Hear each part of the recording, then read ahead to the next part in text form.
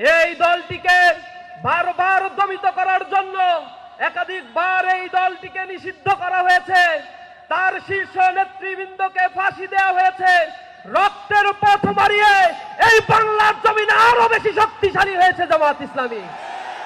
আজ বাংলার টেকনাফ থেকে তেঁতুলিয়া প্রতিটি নগর, বন্দর, শহর, মাঠ, ঘাট প্রাণচাঞ্চল্য শুরু হয়েছে।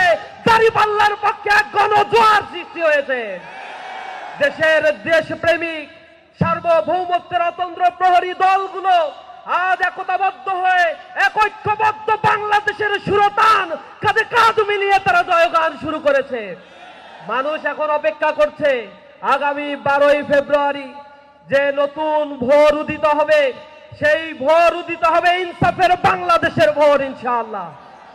আমরা এই বাংলাদেশকে দুর্নীতি মুক্ত, চাঁদাবাজ মুক্ত, সন্ত্রাস মুক্ত, মানবিক ইনসাফের একটি বাংলাদেশ গড়ে তোলার জন্য জীবন দিতে প্রস্তুত আছি ইনশাআল্লাহ।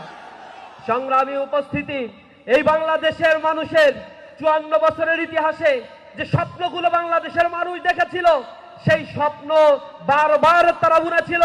আর রাজনৈতিক বেনিয়া শক্তির মতো এক একটা দল ক্ষমতায় এসে আধিপত্যবাদের কাছে তাদের মাথা নত করে এই জনগণকে তারা লাঞ্ছিত করেছে বারবার। এবার সময় এসেছে, অনেক কিছু দেখা শেষ। নতুন বাংলাদেশ গড়ার জন্য এখন দাঁড়িপাল্লায় আমাদেরকে ভোট দিয়ে এক ইনসাফের বাংলাদেশ আমরা গড়ে তুলবো ইনশাআল্লাহ।